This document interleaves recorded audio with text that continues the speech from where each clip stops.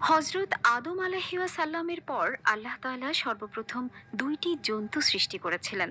জন্তু দুইটি হলো সাপ এবং বিড়াল। হজরত মুহাম্মদ সাল্লাল্লাহু আলাইহিওয়াসাল্লাম বিড়ালের একটি গোপন বিষয়ে খুব ভালোভাবে জ্ঞাত ছিলেন। আপনি একটি বিষয় জেনে আশ্চর্য হবেন যে বিড়ালের মধ্যে এমন কিছু রোগ সারাবার গুণাবলী থাকে যা আমরা অনেকেই জানি না। এরা কিন্তু প্রচণ্ড বুদ্ধিমান হওয়ার পাশাপাশি একটি রহস্য লুকিয়ে আছে, যা জানার পর আপনি আশ্চর্য হয়ে যাবেন। প্রিয় দর্শক, একটি স্টাডি মোতাবেক বিড়ালের মধ্যে এমন কিছু শক্তি আছে যা অন্য কোনো জন্তুর মধ্যে নেই।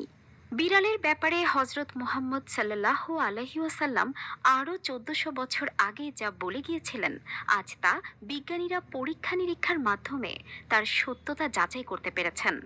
আর বিড়ালের মধ্যে আল্লাহ তাআলা এক বিশেষ গুণাগুণ রেখে দিয়েছেন, যে সকল গুণাগুণের ফলে মানুষ অনেক লাভবান হয়। বিজ্ঞানীদের মতে ঘরে বিড়াল পালার অনেক উপকারী দিক রয়েছে। বিড়ালের নিঃশ্বাসের মধ্যে আল্লাহ তাআলা ডিপ্রেশন রোগীদের চিকিৎসা লুকিয়ে রেখেছেন। এদের লোমে স্যালমোনেলা নামক এক প্রকার ব্যাকটেরিয়া পাওয়া যায়, আর এটি মানুষের ডিপ্রেশন কমাতে সাহায্য করে। কয়েকটি কিতাবে রাসূল সাল্লাল্লাহু আলাইহি ওয়াসাল্লামের বিড়াল মুয়েজ্জার কথাও বলা হয়েছে। রাসূল সাল্লাল্লাহু আলাইহি ওয়াসাল্লাম বলেছেন, একটি বিড়ালের মুখ সব থেকে বেশি পরিষ্কার হয়ে থাকে, কেননা বিড়াল সব সময় নিজেকে পরিষ্কার পরিচ্ছন্ন রাখতে পছন্দ করে।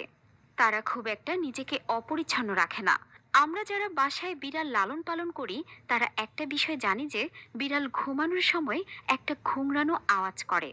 বিজ্ঞানীদের মতে এই আওয়াজের ফ্রিকোয়েন্সি 20 থেকে 40 হার্জ হয়ে থাকে, যা মানুষের শরীরের জন্য খুব উপকারী। আমরা হয়তোবা অনেকেই জানি না, ফ্রান্সের বিশেষজ্ঞদের মতে বিড়ালের আওয়াজের এই ফ্রিকোয়েন্সি মানুষের শরীরের ক্লান্তিভাব দূর করে দিতে পারে। সেই সাথে এটিও বলা হয়ে থাকে, একটি বিড়াল পাশে থাকলে মানুষের মানসিক কষ্টের ক্ষত কমতে থাকে এবং এটি হার্ট অ্যাটাকের ঝুঁকিও কমায়।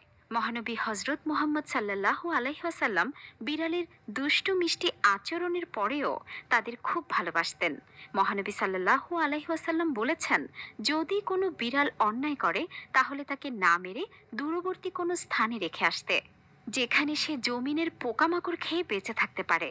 ইসলামে বিড়ালকে খুব মূল্যবান একটি প্রাণী হিসেবে গণ্য করা হয়। এমনকি প্রাচীন মিশরেও বিড়ালকে খুব মূল্য দেওয়া হতো।